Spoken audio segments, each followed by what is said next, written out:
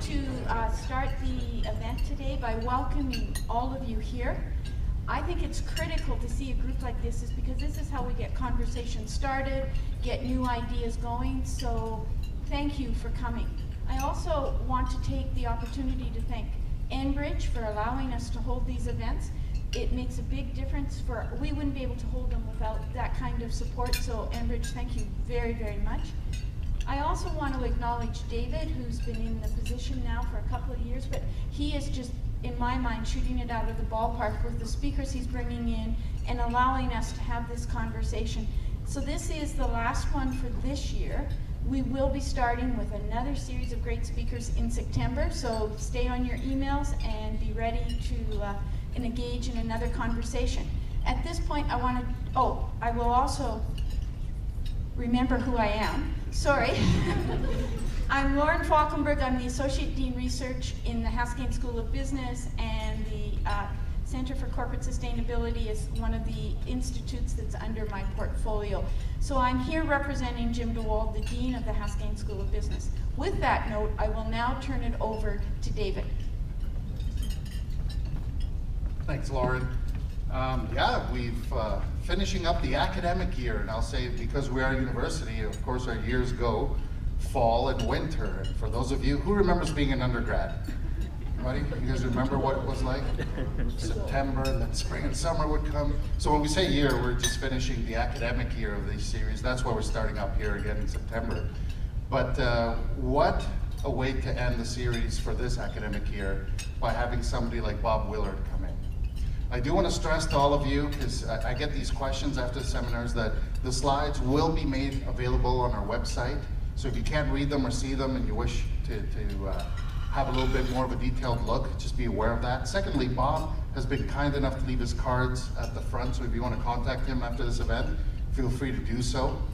But with no further ado, I think it's time to present you Bob.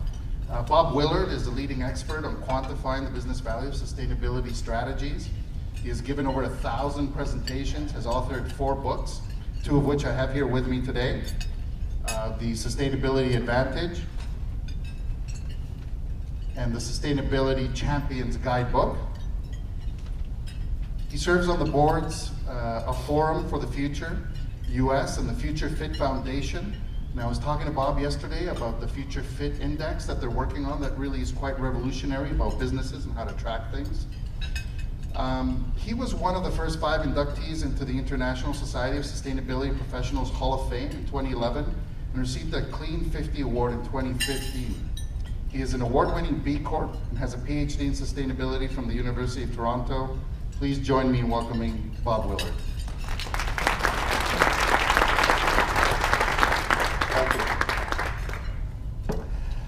Okay, so you get to eat and I get to talk. So there will be an opportunity for you to ask questions at the end, but I've been encouraged to kind of get through the presentation and give you a chance to be able to enjoy your lunch. I'm going to be talking about a bunch of things that we could spend probably hours discussing, but I'm going to try to do justice to giving you a bird's eye view of some of the things that are going on, why they're going on, what we mean by sustainability in the first place, and some of the context that hopefully will be relevant to you folks, as well as to people in other sectors as well. So, as you heard, all of these slides are going to be available to you not only for your reference, but for your use. If there's anything on these slides that you feel might be appropriate in presentations that you're giving and you want to cut and paste the content into your own template, feel free to do that. Plagiarize like crazy. They're resources for you. And I encourage you to take full advantage of them. So you'll notice there's an S beside business case because there's a myth that there is one way to justify internally and externally doing more than you're already doing on sustainability, and there isn't one way.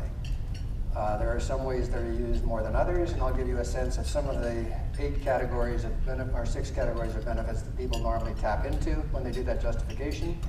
But I want to just spend a minute on this thing called the sustainability imperative and where that phrase comes from. Because in my experience in IBM Canada, we only used that word imperative twice in my 34 years there as a descriptor for the strategies that we're using that year. and they kind of had a do it or else kind of tone to them. So what are they talking about when they talk about the sustainability imperative? So the article in the Harvard Business Review that was the origin of that phrase was a few years ago, and this particular sentence kind of captures the essence of what they're talking about. So over the last 10 years, this imperative has emerged. So it's over the last 15 to 20 years, magnified by escalating public and, in some cases, government concerns about these four things. They're the beginning of four things we should be paying attention to, but they're not a bad quartet to at least spark the conversation. Let me just ask you from your humble perspective, which of those four concern you the most? So mentally choose which of those concern you the most, and when I call it out, just raise your hand. So we're talking about climate change, we're talking about industrial pollution that's been around forever, just a sec. Food safety, food security, closely tied to water, and natural resource depletion of all kinds. Could be minerals, could be water, could be fish, could be trees, all of those things. So knowing what you know, and given your current position or situation, which of those four causes you the most concern? How many would choose climate change as the top one? About a quarter of you. Thank you. Industrial pollution, air, land, and water pollution. About a third of you. Okay. Food safety, food security. Ah, okay. About another third. And natural resource depletion of all kinds. Okay. So, wonderful cross-section of points of view here. What I should have said and acknowledged is that they're all connected.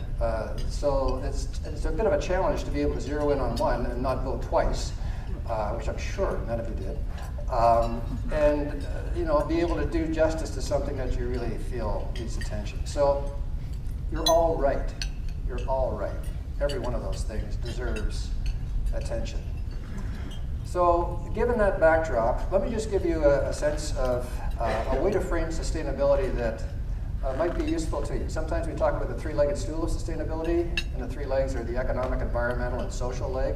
Remember, there is an economic leg within sustainability, so it's part of the trio.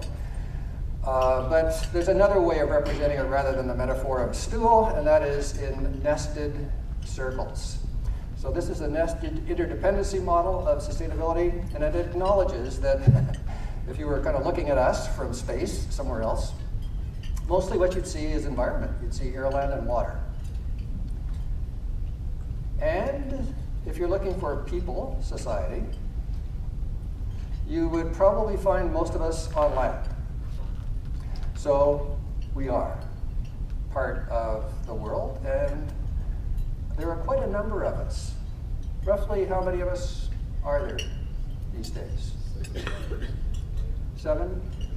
7 billion. As a matter of fact, as of this morning, 7.4 and counting. 7.4 billion. Just to put that in perspective, when I was born, there were 2.3 billion people on the planet. So in one lifetime, it's multiplied by more than 3 times. Now, I'm not personally responsible for that growth, but that's a lot of people. And that exponential rate of growth is essentially unsustainable. So we are putting a lot of stress on the carrying capacity of the environment, of the planet, to sustain human civilization the way we think of it right now. Some of us in society decide to do things for each other. If they're family and friends, you do it for free, no big deal. But if you decide to do it for other people, sometimes you decide to charge money for it, whether the services or the goods that you're selling, and that's called a business or a company or a corporation. So that's the way in which these 3 different dimensions are nested. And the punchline for this is society and business are wholly owned subsidiaries of the environment. And if the environment goes out of business, we go out of business. We've never had to think about that before, ever. Lately, we need to kind of reground our conversation around that potential reality, that the environment is too big to fail. Very, very important. Taken for granted, free, but we need to start thinking about it a little bit differently. So that's the backdrop. And it's been a heck of a ride since the beginning of the Industrial Revolution around 1775, 1776, when James Watt invented the steam engine, or at least perfected it in England, and powered it with fossil fuels and unleashed the incredible power of fossil fuels. It's been a heck of a party. And business has thrived, and a lot of progress has happened. Good things have happened. In addition, there have been some impacts on the environment and on society as business has increased its influence and its reach on the planet. Most of which is good, some of which not so good. So what we're talking about is the fact that there have been impacts. All of those, by the way, are called externalities from the point of view of most business people. On the other hand, some of those things are starting to boomerang back onto business to the extent that they are starting to cause concerns that the business is being impacted by the environment and by society. All of a sudden, this starts to get personal from a business perspective. So when we talk about the sustainability imperative, we're talking about being able to mitigate those impacts from a business perspective, and maybe thinking about the extent to which you can also avoid making contributions, negative contributions, footprints, that kind of stuff, on both society and the environment. That's the backdrop. Most of us have been doing very, very well without ever thinking about this stuff. It's interesting the extent to which the traction around this rethinking of how things relate to each other is starting to pick up. So, the extent to which this has become a concern started around 1950. Around 1950, a lot of the things that were kind of progressing linearly all of a sudden went exponential. So I'm going to show you a bit of an eye test. It's called the Great Acceleration Dashboard. It's got 24 different indicators on it. About half of them are environmental, half of them are socio-economic. It'll give you a sense at the pace at which things are changing.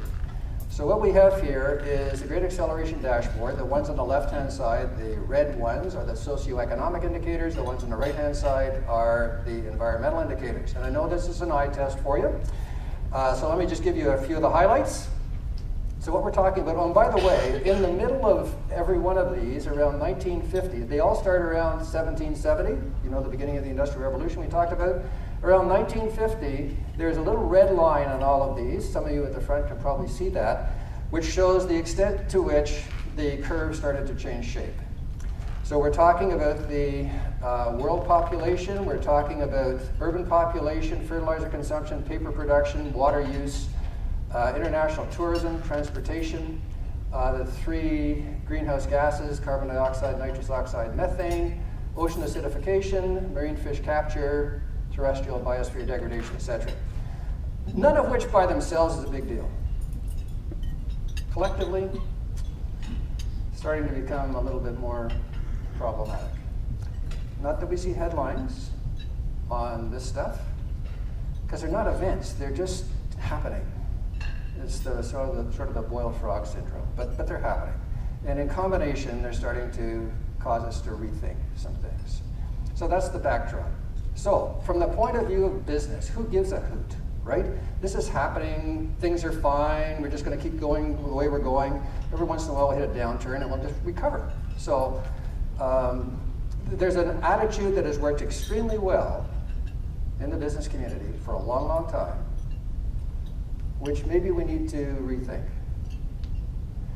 So there are folks that spend a lot of time on thinking about this. And the World Economic Forum, the WEF, which is a gathering of the powerful and very rich people of the world every year in Davos, Switzerland. Have you heard of that? The Davos, Switzerland group, the WEF stuff? Okay, so they meet every January. They just met this year. Before that, they put out a report, which they call Global Risks. So this year, Global Risk 2016, last year, 15, 14, and so on. And they enumerate risks that are on the horizon that can do damage to economies. And that is code for companies, corporations, large corporations, or countries, or cities. So economies. And what they're saying is there are some things in the next 10 years, that could cause us some problems. And they slice and dice them into 5 different categories, and then they do a usual 2x2 matrix on the likelihood and impact of these things happening. So these are threats to economies. I'm going to show you the upper right-hand quadrant of the 2x2 matrix, which are the highest likelihood, highest probability of things that could impact businesses. Boomerang on businesses. So this is the top right-hand quadrant. And you'll see at the very top, you see this thing called climate change, or failure of climate change mitigation and adaptation, closely followed by water. So in terms of classifications here, there are green little diamonds for the environmental things. So as you can see, there are 3 of these. There are others, but these are just the half that are in the top right-hand quadrant area. So we have failure of climate change adaptations, extreme weather events, and biodiversity loss and ecosystem collapse. And there are slides within that report, the global figures rather, within the Global Risks 2016 report that connect the dots between how these are very, very connected to each other. So those are the 3 environmental. There are some that are social. So the social ones are red. The deeper the red, the more serious they are. They consider water to be a social issue rather than an environmental issue, mostly because without it we're cooked. So good reason why it's a social issue. So water crisis, food crisis, large-scale involuntary migration, profound social instability from this increasing chasm between the haves and have-nots, which is going in the wrong direction. And then we have some economic things, the fiscal crisis, energy price shock. Actually, they were thinking of the other direction. A failure of financial mechanism or institution, unemployment or underemployment, which certainly contributes to social instability. So there are some which are considered to be economic as well. So there are the big 3, social, economic, and environmental, as in sustainability.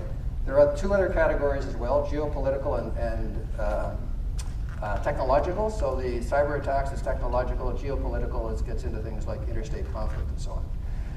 So what I'm trying to help you understand is that these things that were always somebody else's problem are starting to become things that businesses start to take into consideration as they think about their enterprise risk management, their VRM systems, that these things, is this going to be a problem for them? And what are they going to do about it if it happens? So this guidance that comes out every year has been treated as sort of academic type stuff for a lot of people. But you understand that people who are putting this together, this is not the World Environmental Forum. This isn't a bunch of tree huggers. This is the World Economic Forum. These are people who worry about the economy and large economies. So what we're talking about here are things that they think, for whatever reason, could jeopardize the success of economies. So that's a little bit of the backdrop to the current situation that's going on in the business community. There's a wonderful figure in a report that KPMG put out a few years ago, which was called Expect the Unexpected, where they take those things going on the outside, and in this case they've taken 10 things that they call global sustainability megaforces, then the usual suspects, climate change, wealth, that's the inequalities thing, food security, deforestation, water scarcity, population, and so on. They take those things and they say these things can boomerang on companies. That's what they call impacts to companies. And now businesses have a business decision to make about these things. Do they give a hoot or what? And the way in which businesses normally make those decisions is they take a look at the downside of not doing anything and the upside of doing something.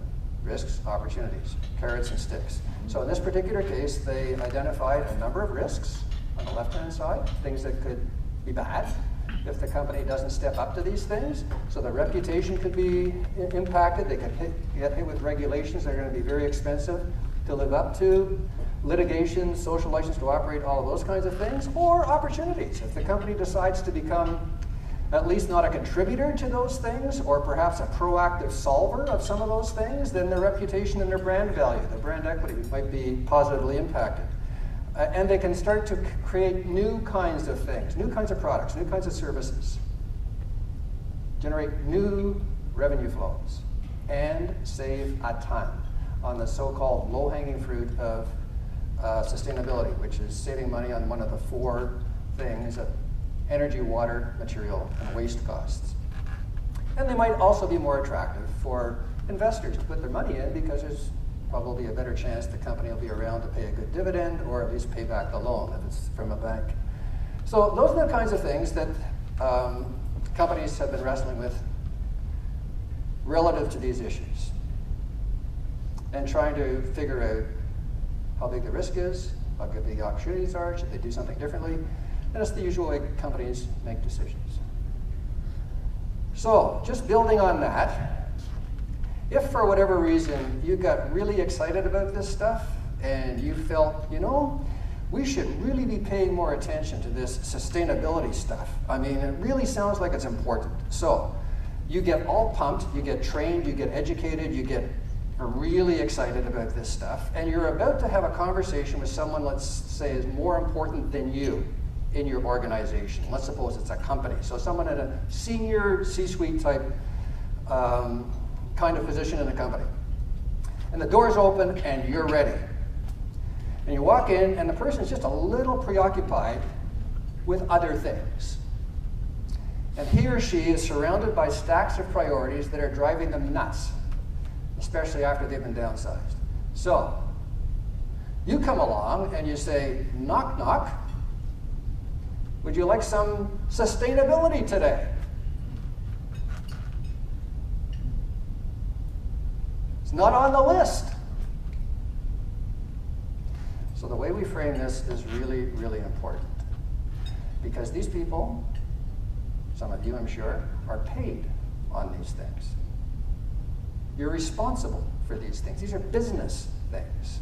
And to imply that now you should also take on some responsibility for this thing called sustainability is a bit of a tough sell. Depending where you are in your journey as a company, this could be a very tough sell. So what I strongly suggest, if you take upon yourself to be a sustainability champion internally, be very, very, very careful about how you position this. Do not initially position it as one more thing to worry about, another goal to aspire to. Instead, I think what we need to do is position this as an enabler, a set of, maybe you don't even use the word sustainability, smart strategies, or just strategies that will enable the company to do better on all of the things that they're already preoccupied with, legitimately preoccupied with. There's nothing wrong with being preoccupied with those things. That's called the game of business. And if the things that we're asking them to do are not relevant to that game, it's the kiss of death for anybody trying to be a sustainability champion. You with me on this so far? So, our challenge is, are we relevant to these things? If a company started to embrace the kinds of things that we'd like them to do, would they be better on all of these things? And the acid test, of course, is that little thing called profit up there. Would the company actually be more profitable if they stepped up to this stuff? And if you think yes, expect the second question, which is, oh yeah? How much?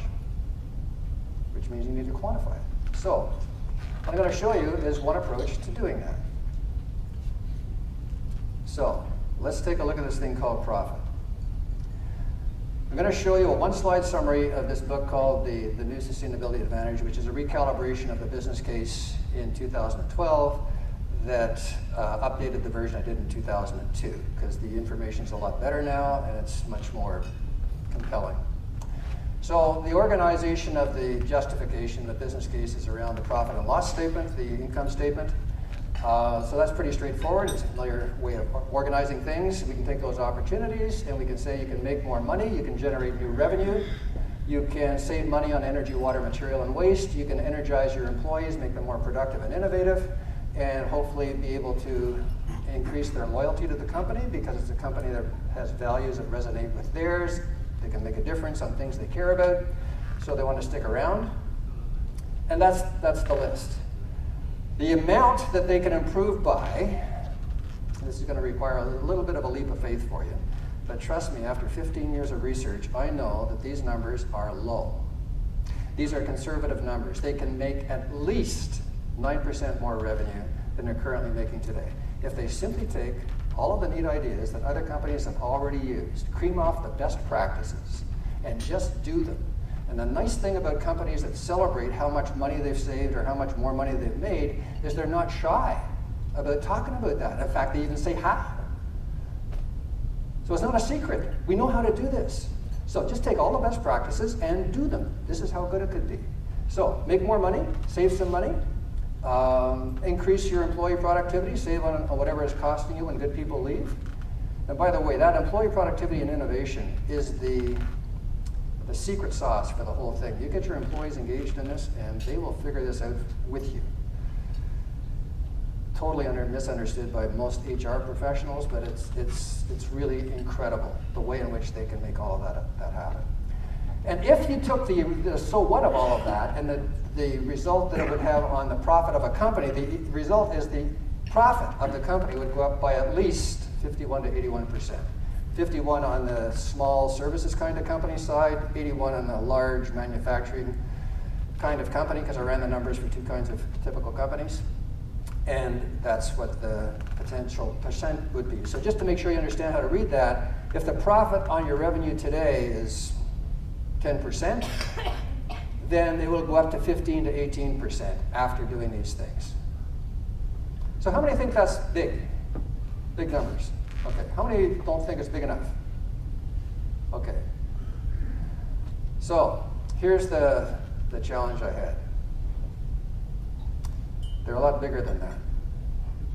But I worked very, very, very hard on brutally factoring down all of those numbers so that the end result would be under 100%. Why?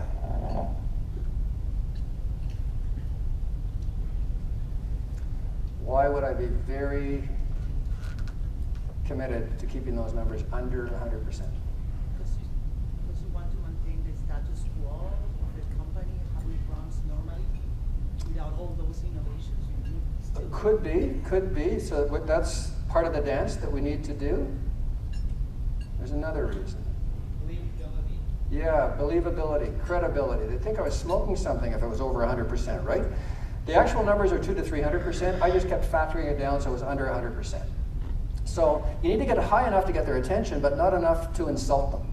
Because smart, highly paid executives think they would have figured this out on their own without you telling them that. So the trick is to be tantalizing as opposed to a total turnoff. So a lot of the business case challenge, when you look at business cases, is to come up with one that is energizing as opposed to insulting. So that's on a positive side. And if a company said, I don't know where the heck you got your numbers from, and I don't even know if they're going to work for us, so we don't have time right now to figure this out. We've got other problems on all of those other priorities, so we're just going to park this for a bit, and we'll come back to it, but not right now. You need to understand that that is not a neutral decision, especially if their competitors get with the program on this. And in fact, they could be jeopardizing their profit. And in fact, we know how much that could be by, we also creamed off half of the savings from water and waste and put them into a rotating pool of capital that funds all of the projects. But the risk side, there are risks to revenue and risks to expenses, which could raise your expenses or lower your revenue, and you could be jeopardizing your profit by 16 to 36%. So that's one way of expressing the business case, monetizing the business case. Now you say, well, I don't know where you get your numbers from, and the typical companies don't look like our companies, so what do? So the nice thing is that there is a free downloadable business case simulator from my website. You just download it, plug in your own company's numbers, there are only 6 numbers you need, and see what might be possible for you. And if you don't agree with the assumptions, you can change the assumptions to your own particular situation and tailor it in a way. And if it's good enough to do something, terrific. And if it's not, don't. And I'm telling you, it always will. So the nice thing about this is you don't need all of these to be able to have a compelling business case.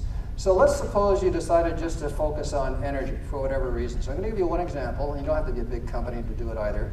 I'm going to give you one example of a little company in Cambridge, Ontario.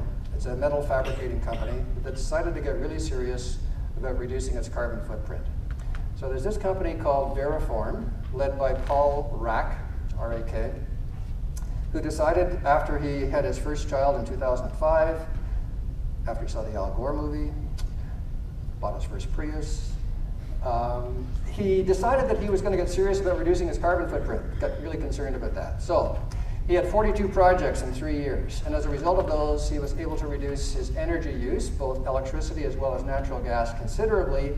And just from working on that one part of the business case, energy, he was able to improve his profit dramatically. How much? 76%. So what we're talking about here is the possibility, once you get serious about this, of being able to be very, very productive on the business side, profitable on the business side. Now, I heard him give this talk about what he had done and how he'd done it at a conference that he and I were speaking at in Waterloo one year, and I frankly thought I was mishearing him. So I went up to him afterwards. I said, it's kind of exciting, but are you sure? And he said, yeah, I'm pretty sure. But if you want to come and check our books, I'll open up my books with our accountant. You take a look and see if we did a math error or something, and I'll show you some of the things we did. So I did, and he's right. And the other interesting thing is how little capital it took. Not much that he had to invest, and the payback period was very short. So this myth that you have to grow old, waiting for all of this stuff to pay back, it's a myth. Because most of these, I'd say 80% of them, were behavioral changes, not big technological investments, behavioral changes. So what you do, what you find is once you make the decision, and he made that decision, he just made it happen with his employees, and he is actually still, he's up to about 90 projects now working on this stuff.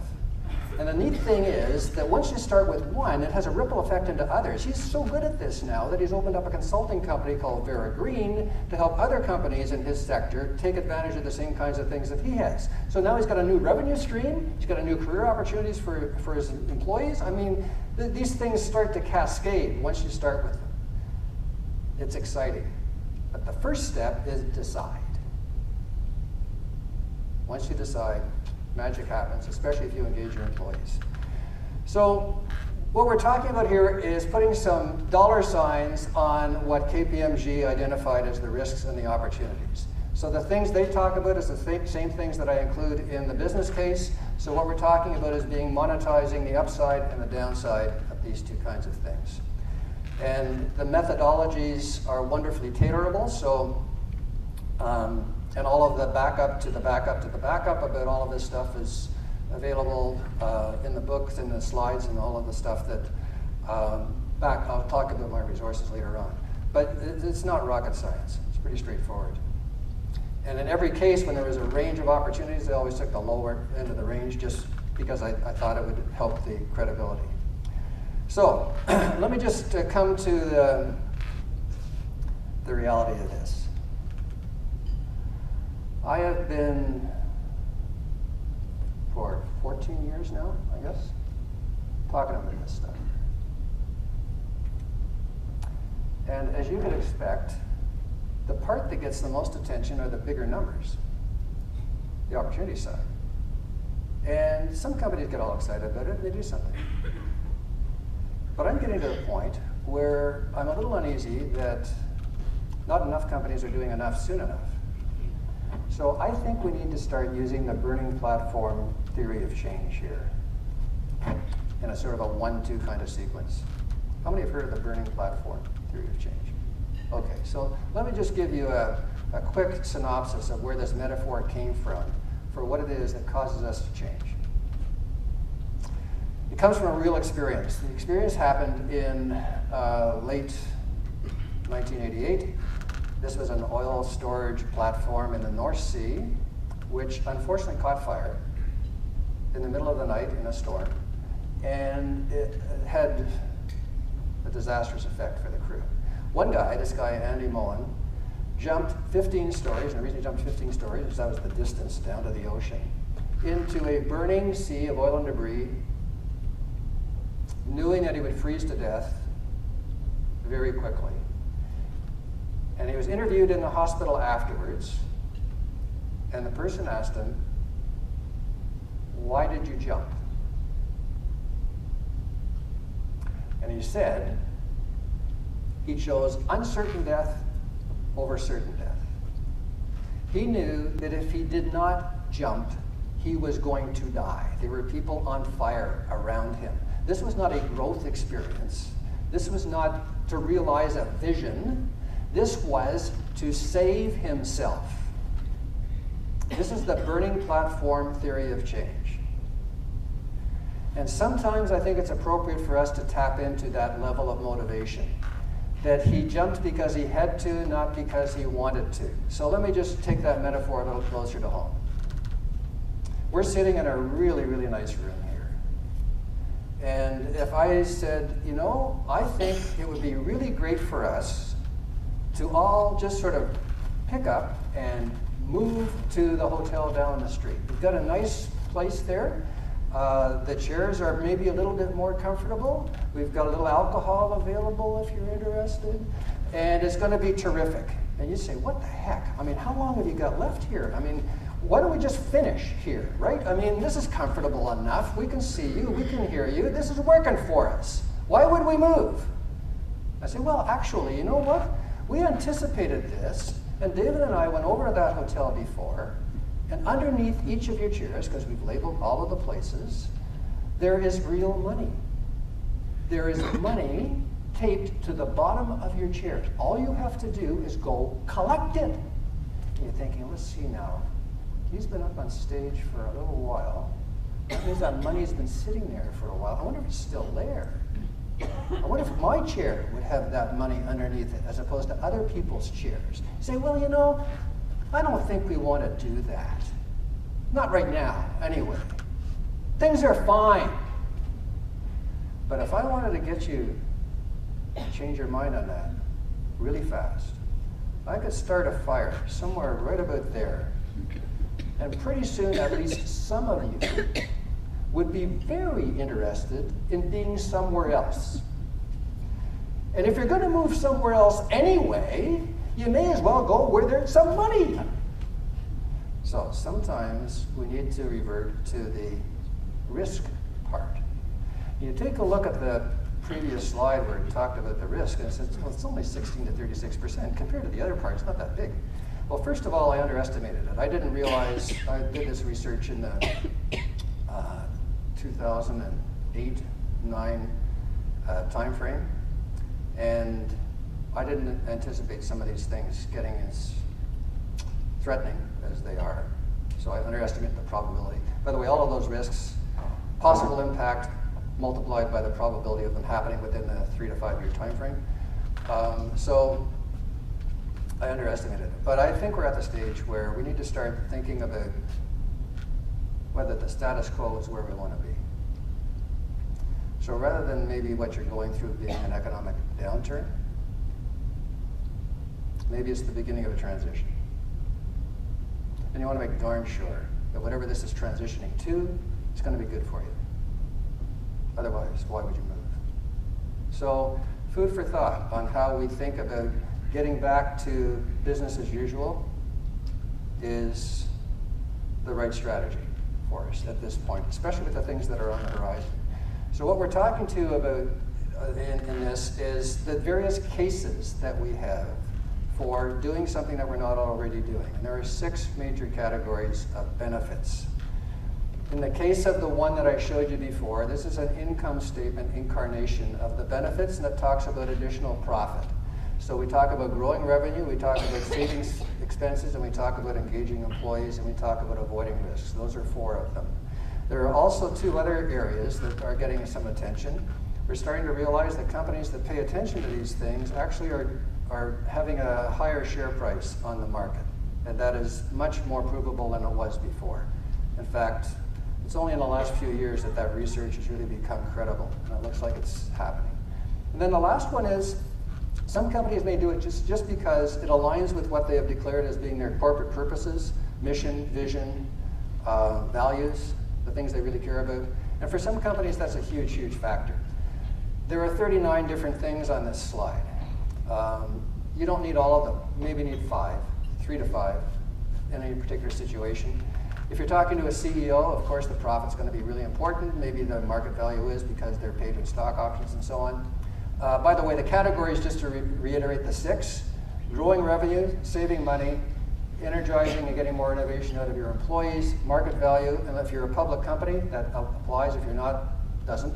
And then this last one, which applies to any company. Then the other category is all of these risks. So there are quite a number of risks there, and you need to be selective. If you're interested in getting other people excited about this, you need to be very choosy about which ones you lead with, and only lead with the things that are really relevant to their particular situation. So this gives you a menu from which you can be selective. So if you're talking to someone in marketing, they could care less about bottom line. They would care about revenue.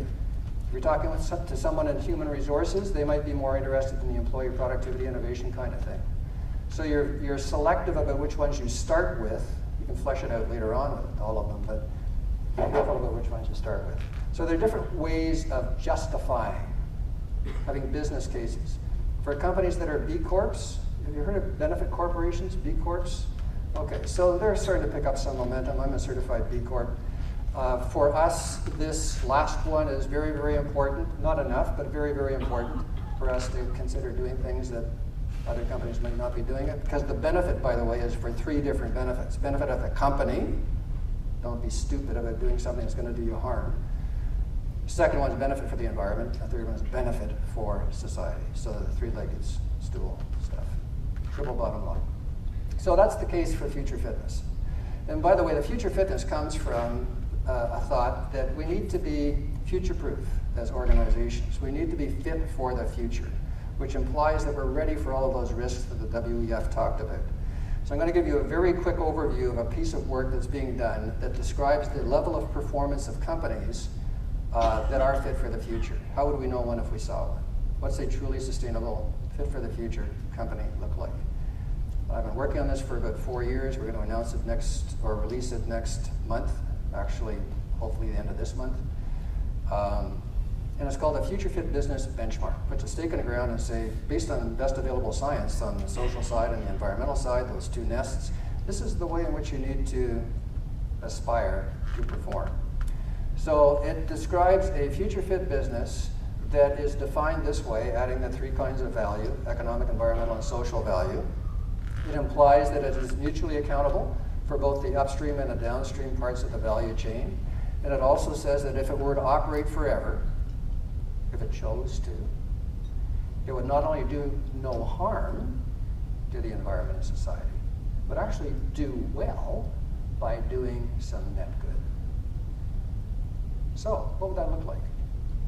So we put together a list of scientific system conditions for a sustainable human society on this finite planet, came up with some business principles, and we came up with some goals.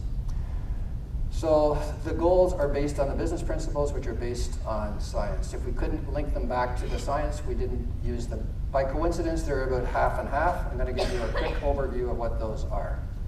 And because you're going to get these slides, you can have fun taking a look at them. But the 10 that have to do with the environment have to do with these things about how you're taking things from the environment, contributing things to the environment, the extent to which your footprint is interfering with the biodiversity of the planet.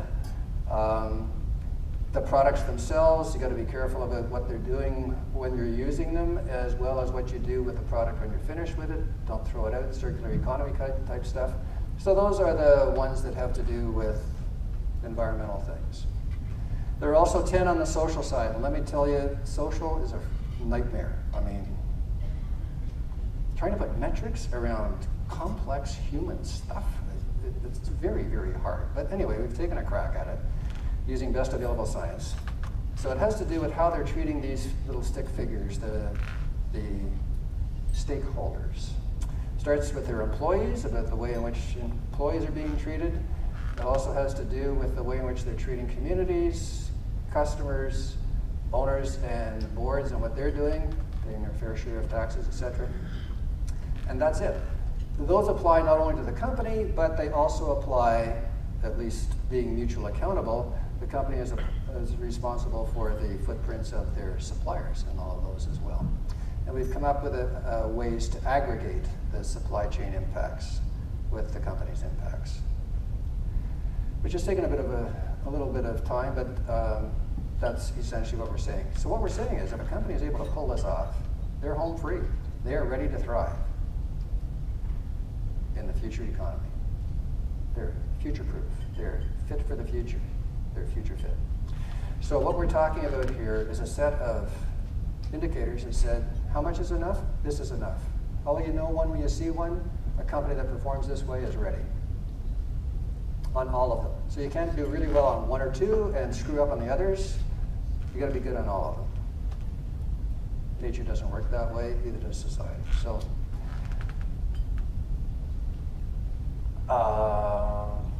I'm sure you've got thousands of questions, but let me just move on a little bit. I want to reassure you that we're not just talking about the business community here. We're talking about the extent to which all of these benefits are going to, by the way, is that a big sacrifice for companies to do this? No, it's really, really good. And what we're working on is a way of monetizing how good it is with looking at the same kinds of benefits from the point of view of that level of performance. So it's not ready yet. Sometime in my lifetime I'll get that one together, but it's a pretty good starter set with the current business case. So there are resources available to you, not just mine, but knowing from the university and everybody else. There's thousands of resources. Your challenge is to be selective. So just to give you a bird's eye view of some of the ones that I've got the books. This is the business case, all of the backup to what we talked about. These are the spreadsheets that I talked about, the free downloadable spreadsheets, so you can try it yourself and see what's possible for your organization. How to have a conversation with somebody without really ticking them off on this stuff. How to lead change when you don't have any position power. This is the website that you can go to get the second public draft of what we put together on the Future Fit Business Benchmark. The next release will be out in a few weeks. These are a bunch of slides that are the backup to the backup of all of the stuff that we've talked about, 500 or 600 slides that you can subscribe to for $39 a year. You get 4 quarterly updates. It's a bargain. And that's as forceful as I'm going to be on my resources. You can use them or not. The good news is there's no excuse anymore for not having the knowledge on how to do this stuff. There are a ton of really, really good resources out there that you can tap into. And I encourage you to do that. The time for this has never been more appropriate to at least think about it and reconsider your business models and think about how this relates to you. And whether it be good news or bad news to change your business model. I should also tell you that benchmark for businesses is the first of 5 that we want to put out. We want to put out one for cities, we want to put out one for universities, we want to put out one for non-governmental organizations so they can walk the talk on this stuff, and one for households. And our dream is to get that out in the next 2 years, if those other 4. But the first one is business, because business is the most influential force on the planet. And it's important that we start there. Questions? Yes, and there's a microphone that's at large somewhere. Maybe not. Okay, nice and loud, and I'll repeat it. So in terms of the sustainability initiatives, are there government or subsidies? Because these companies are providing positive externalities that benefit society. So are there subsidies or programs in place that would incent these companies? Okay, so the question is, are there government policies that will encourage companies to be more oriented towards what we've talked about here? There are 3 ways that we can encourage companies to do it. One is government policies that say, just do it. The next one is incentives with policies that say, do it and we'll help you. And the third one is penalties if you don't. And those are the 3 usual things that governments can tap into. In the European Union, you can get away with the penalties and the policies part. In North America, not so much. You really need to kind of sweeten the pot a little bit. And that has to do with the way in which we treat governments in North America.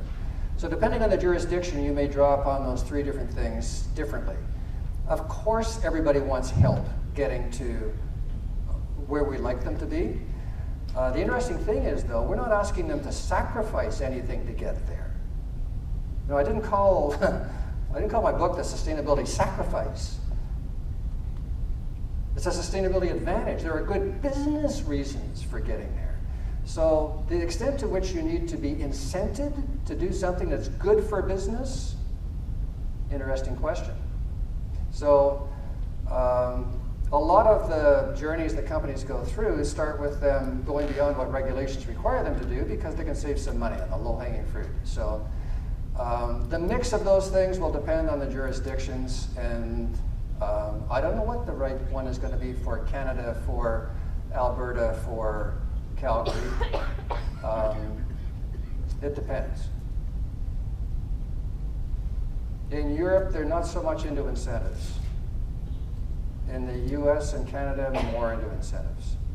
So a lot of what the federal government is talking about under the guise of infrastructure, investing in infrastructure and all that kind of stuff, green infrastructure, is trying to encourage people to orient whatever they do towards projects that have some of the attributes or are going in the right direction of this. In a way, that's an incentive.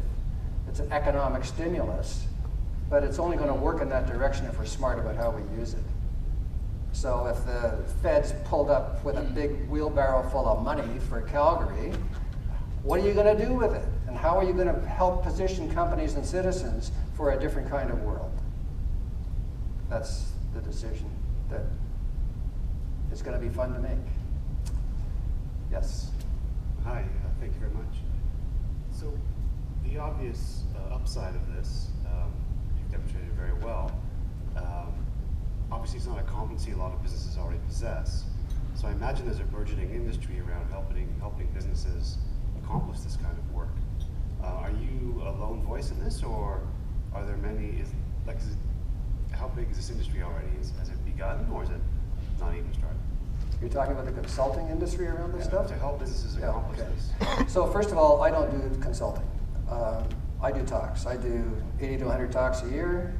Consulting is way too much like work. I'm retired.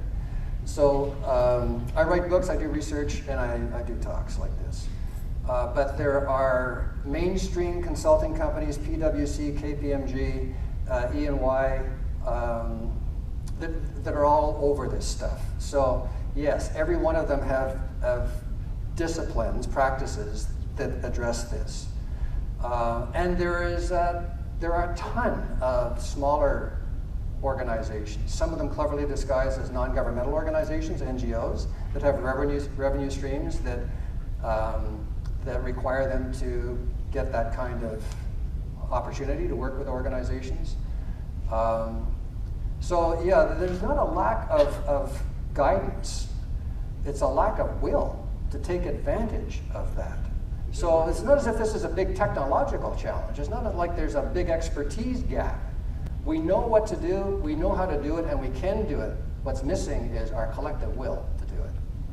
And that's where you come in. You need to make that decision. You know, is this important enough to you and to your organization to take a crack at it or not? If it is, go for it. If it's not, that's life. It's a decision. But in terms of the resources available to help, it's incredible how many there are. Some of them are within university groups, the research groups, and so on, that have enormous positive ideas where they need to be able to road test them in labs. Sometimes those labs are called university labs, sometimes they're called communities, sometimes they're called other things, farms.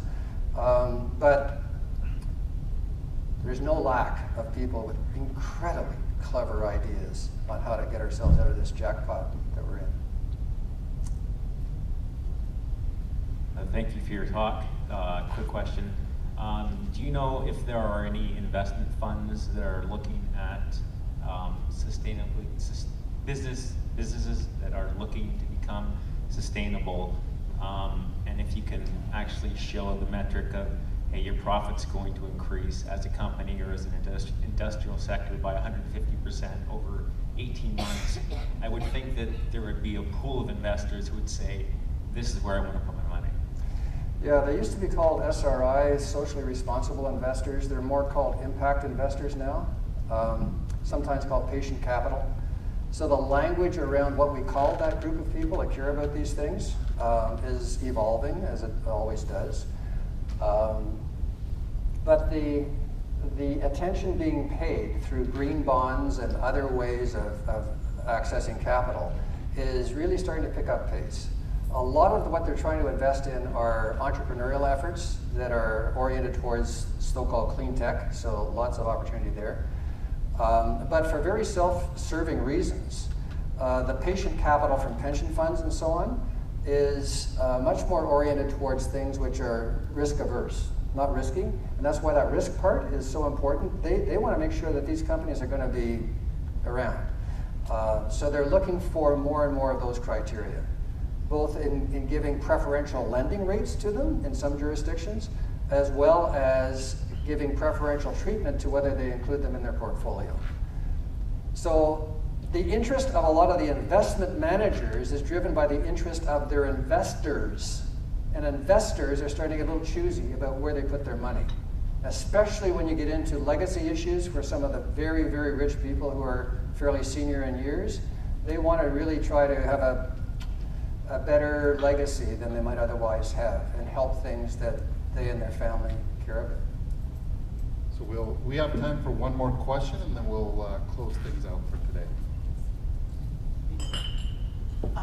In the long term, when more and more companies get into this path, right, and be more sustainable, so what's going to happen is that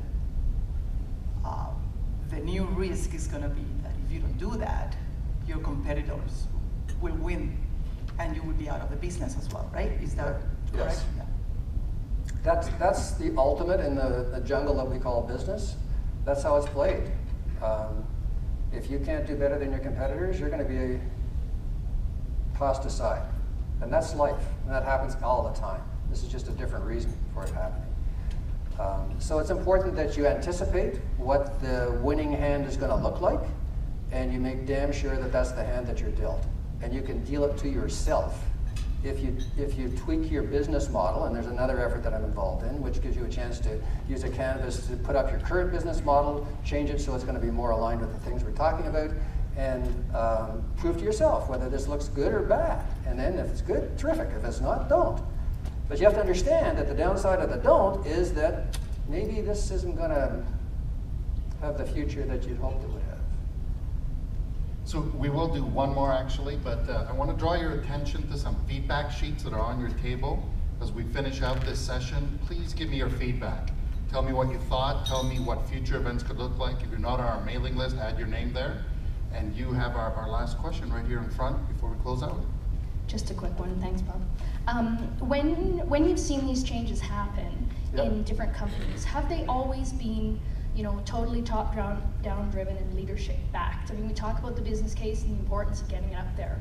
Or have you seen success in individual champions and showing success in small areas and having it catch on? How has it, you know, worked? Okay. It always has to have senior level support ultimately. It may not start that way. You may not have executives that have the personal epiphany that Ray Anderson had at Interface carpet on this thing.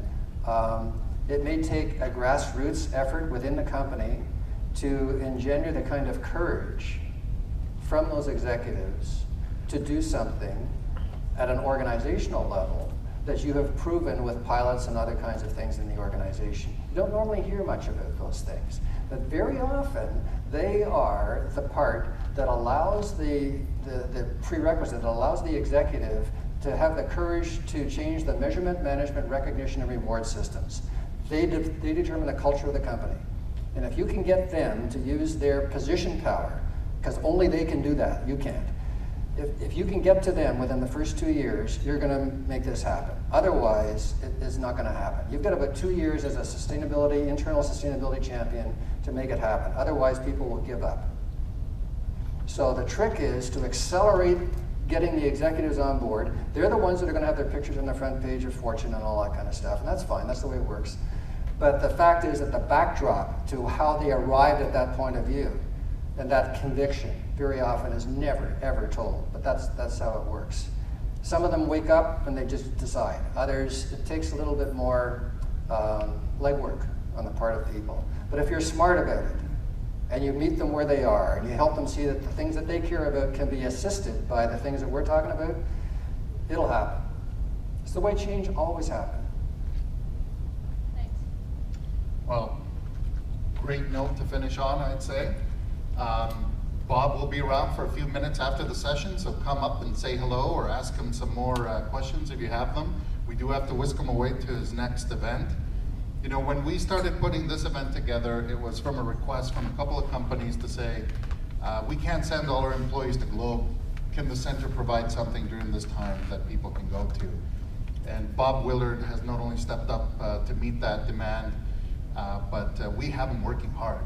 He has 3 days of back-to-back sessions, and he's going from one to another.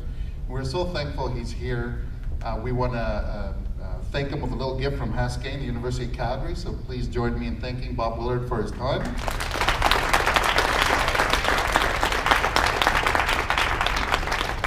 And with that, please stay on our mailing list and look for things coming in September. We have one event left from the center. That's our ConocoPhillips Iris Seminar on April 14th. It's an evening seminar that we do at the University of Calgary, and it will be on a CEO from a shared value midstream company coming together with somebody who is a collaboration engagement expert. So we hope you'll make it out to that. Please have safe travels, and thanks once again for your support of the center. Take care.